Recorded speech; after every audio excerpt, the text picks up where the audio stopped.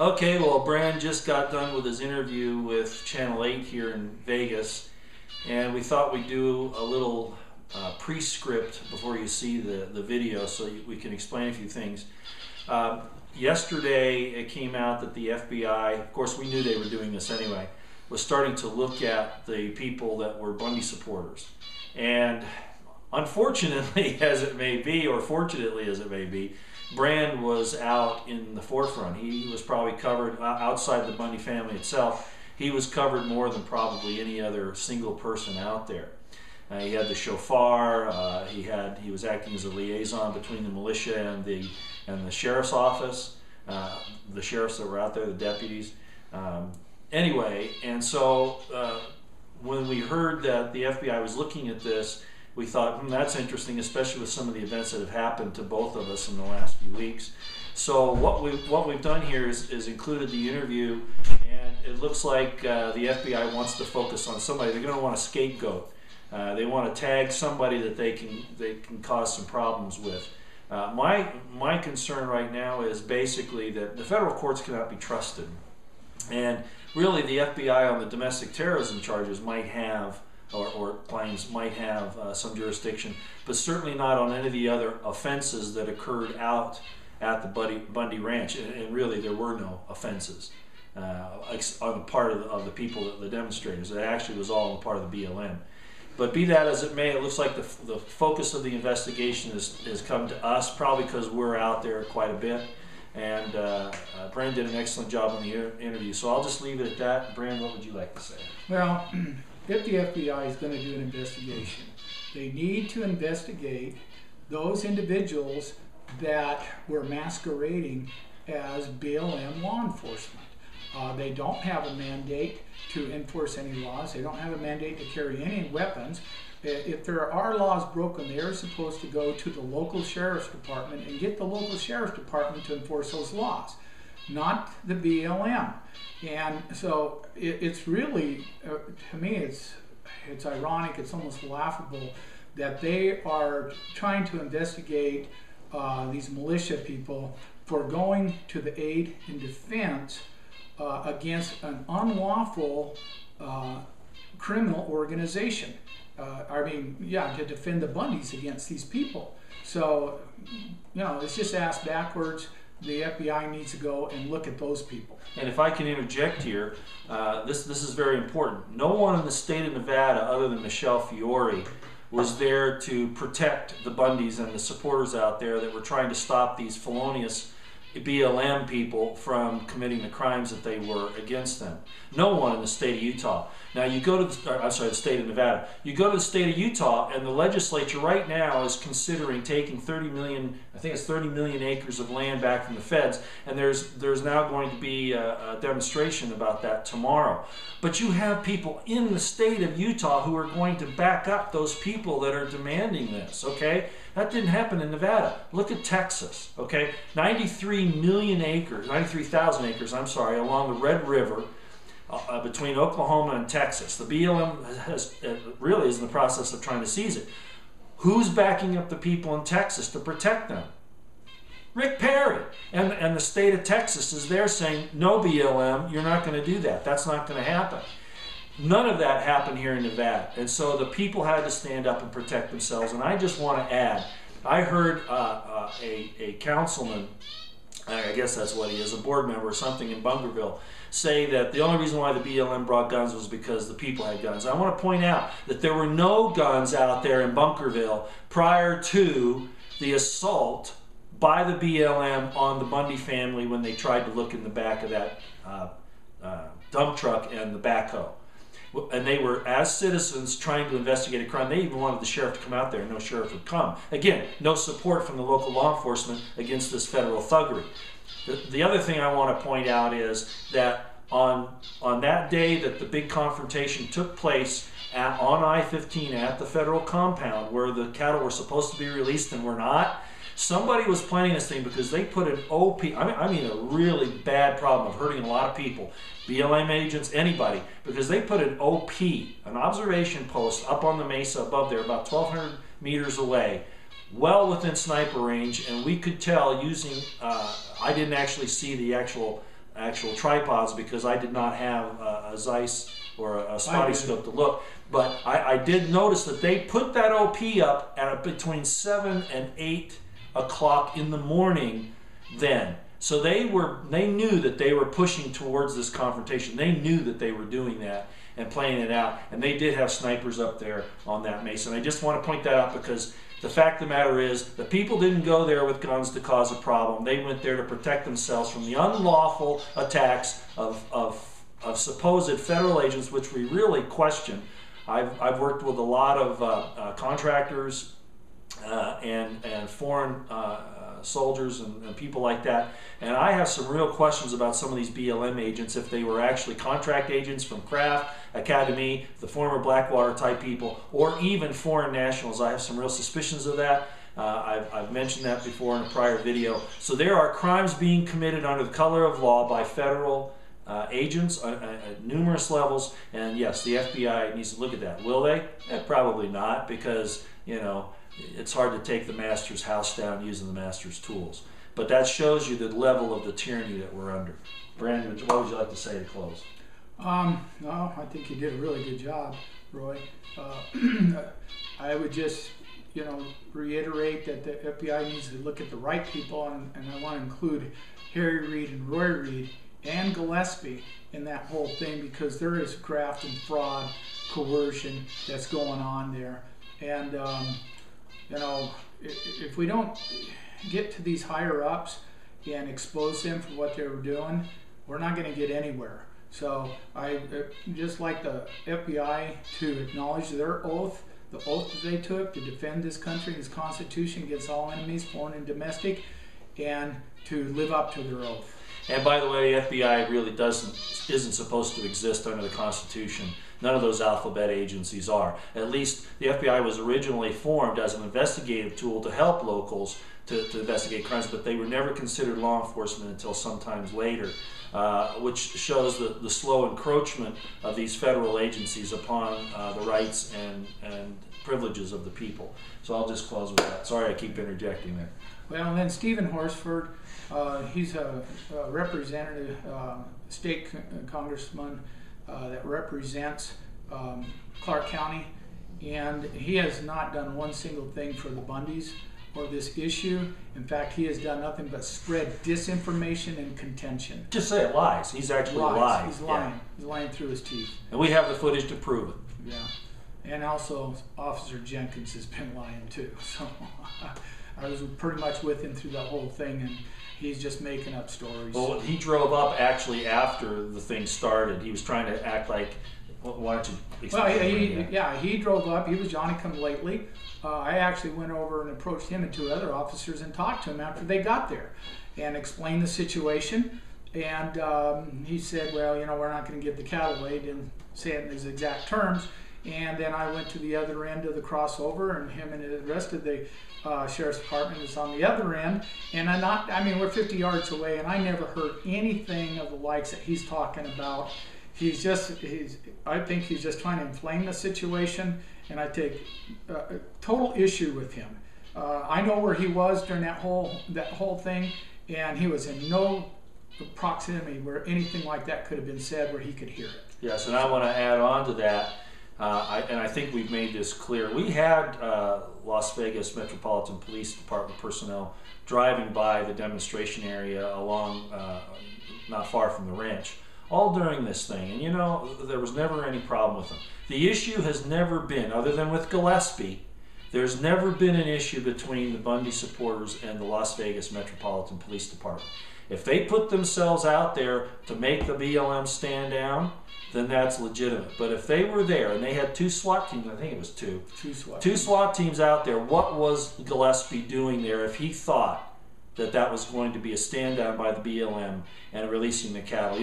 A lot of this doesn't make any sense, but I just want to emphasize there is no issue between the supporters of Bundy and the Las Vegas Metropolitan Police Department, with the exception of Sheriff Gillespie's failure to protect his constituents in Clark County. In fact, when we were gassing up, when we were leaving after a week, we had one law enforcement. He was actually a highway patrolman, but he was parked next to a Metro Police Department or sheriff's vehicle, and there was 2 others over there. He actually came over and shook our hands, patted us on the back, and thanked us for being there and for what we did. So, and some people might say, oh, he was intelligence gathering. You know, I've been in the business a long time. I can tell if it's a real thing or not. This guy was genuine. He was genuine. They were genuine. All right, folks, now you can watch the interview. Thanks for being here.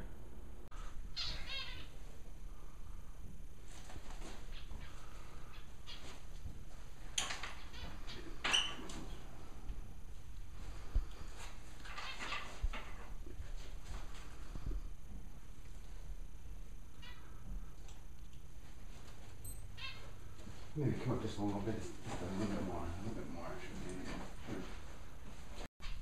All right, sir. Tell us how you heard about the Bundy conflict, what was going on up there, and what inspired you to take the trek up to Bunkerville. Well, I've been following this since the middle 1990s, okay?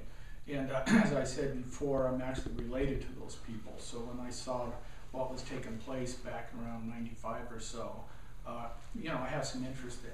And then as I saw it escalate, I decided that you just had to go out there and make some sort of impression. I've watched the erosion of our rights, our constitutional rights.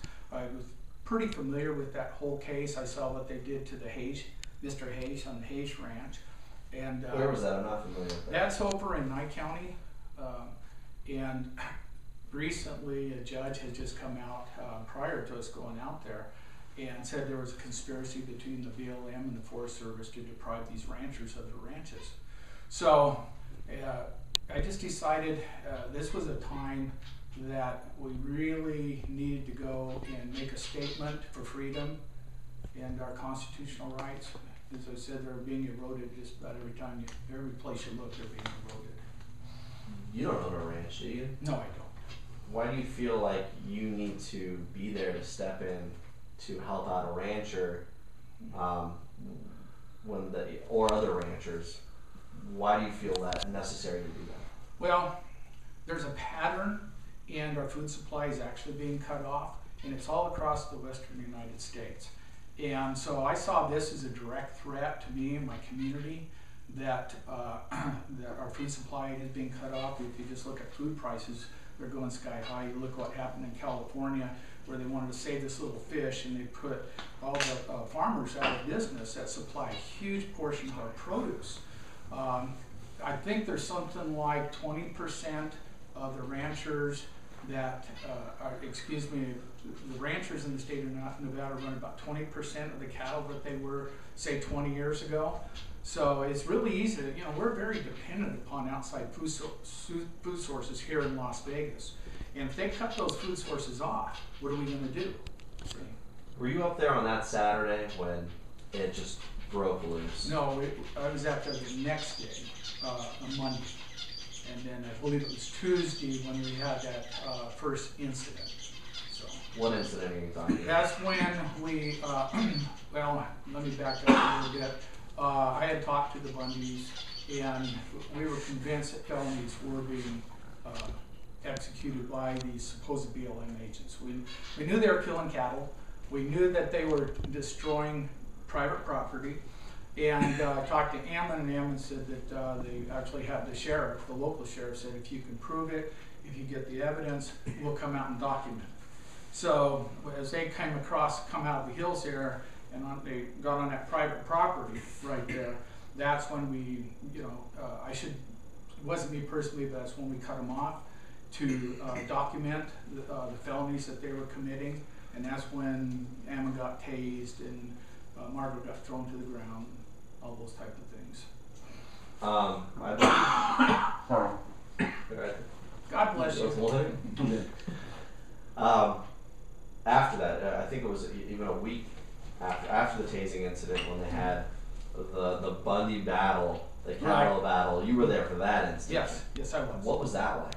Well, it was very interesting. I'll tell you right now, I was very, very concerned that somebody was going to get hurt or killed. I actually acted as a mediator as soon as I got there and the Metro started pulling up, and I went and talked to Officer Jenkins. an Officer Brown, and then there was another officer, I don't recall his name. But, you know, I just stated our position, that we just wanted them to stand down if they wanted to, you know, honor their oath and help us retrieve the cattle. Because we'd just been told by Gillespie that we could have the cattle. And I have some issues with some of the things that Officer Jenkins said. I've watched his interview with you, and there are a tremendous amount of inconsistencies. I was one that personally talked to him, and I was there all the time that he was there. And he was 50 yards away from any of the other militia. So I take issue with some of the things that he said. I Like what? He talked about somebody saying, "Are you ready to die?" No, there was nobody. I was kind of the unofficial representative of the unorganized militia in that area, okay? And it's just some rapport that we had built up. So I had introduced myself to all those militias, stragglers, what I call them, as they came into the camp, and I talked to them, and I was fairly well familiar with them. And we had a good rapport, and I had talked to them about toning things down, because there was a lot of battering going back and forth. So I said, just calm down. After that, there wasn't anything else. And then after that, I went and talked to Officer Jenkins, and there was nothing like what he said that took place. So, and I think that's inflammatory. Did you ever see any of the Bundy supporters point weapons at officers, at BLM agents? Never, never. Metro Police said there was. I understand that, yeah. And I take issue with that. I never saw anybody point a weapon at them, so. After all is said and done, do you have any regrets about going up there? Absolutely not. In fact, I think that thing played out perfectly. It's brought to the forefront a lot of issues, especially Harry Reid and what this man is doing and what he's capable of doing, his underhand dealings, and it's going to be exposed more all the time. But him and his son have brokered a deal with the Chinese for that property up there, and there's a lot more to it than meets the eye. But you know, when Harry Reid comes out and calls us domestic terrorists, that just raised a big, huge red flag. And if there's anybody that's a terrorist, it's Harry Reid. So I think it's the best thing that could have happened. We wanted to, when I say we, I'll say all freedom-loving people that were there, we wanted to draw a line in the sand and say enough is enough. But at the same time, we didn't want anybody to get hurt, okay? And that it played out exactly like that. We had the supposed BLM federal officers, which I do not believe they were or are, but they backed down. They back down, and that is encouraging for other people that are freedom-loving, that want to take the initiative to defend their rights, and in this case, defend our food source too. So, Did you at all ever did you ever feel unsafe while you were up there? I never did feel unsafe, not at any time. Not at any time did I feel unsafe. Did having a gun help? No, it didn't matter. When I went to the high bridges, I didn't even carry a weapon with me. My whole approach at that time was simply to be a mediator, to have a peaceful resolution to the whole thing. That was what was in my heart. And I'll tell you, I was praying all the time I was there. I did not want to see bloodshed. I didn't want to see anybody hurt. I don't care which side it was on. Okay, I looked at those BLM agents, and they were in a horrible position. They had no way of getting out of that mess. And I felt really bad for them. I mean, they're just young men. They think they're doing the right thing, I'm sure, for the most part. Taking orders. Yeah, taking orders. And, I look at this, the whole thing as an educational system. As I know, they've gone back and have totally rethought this whole thing. And I'm sure when they realized the position that they were in, that they, that really got their attention, because they had no way out of that mess. What did you think after yesterday's I-Team story? It raises some red flags. I'm not really all that concerned about it personally. I think that if FBI is going to investigate anybody, they need to investigate those people that were impersonating law officers. The BLM has no legal mandate to enforce any law. By the original statutes, the original bill that went through in 1976, they were never given law enforcement authority. So what happens when you have an armed person outside of, working under the color of law, showing up? Now you have an armed felon, is basically what you have.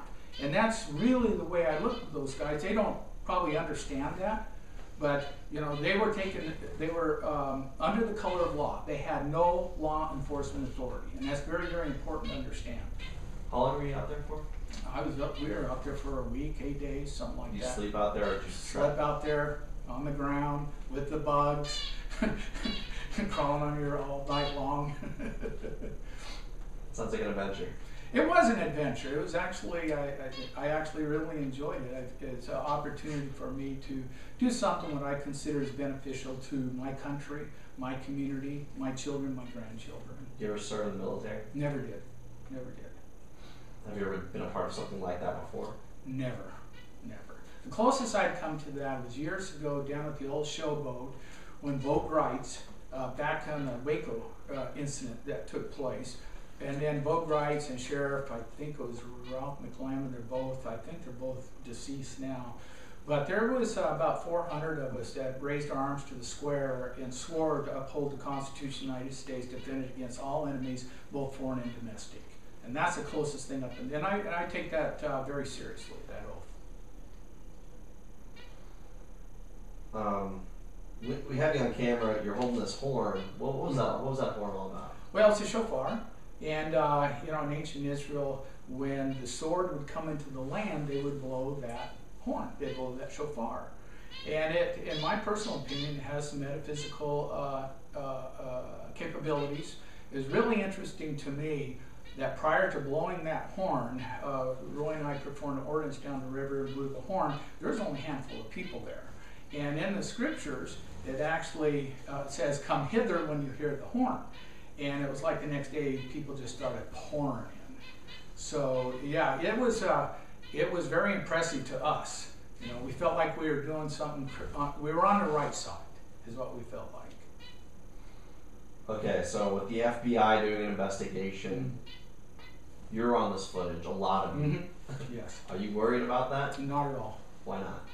My heart's in the right place. I never did anything that can be considered as a terrorist.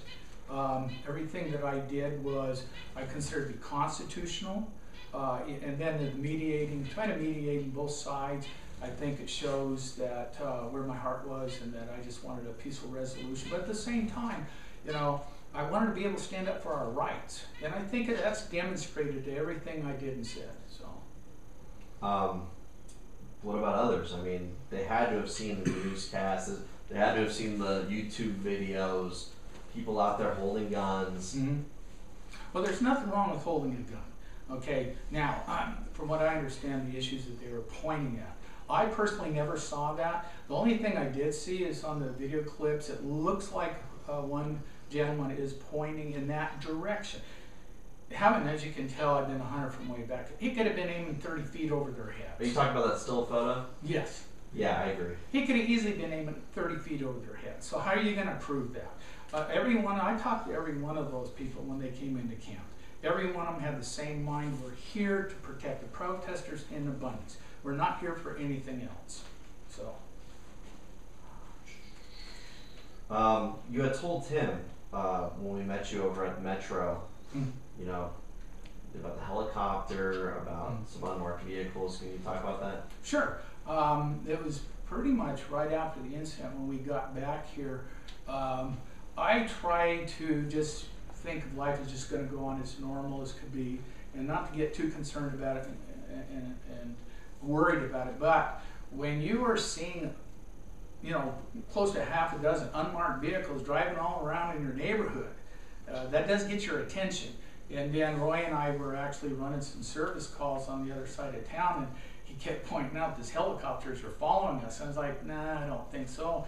Then we would stop and it'd turn right around and come back over us. And that repeatedly happened.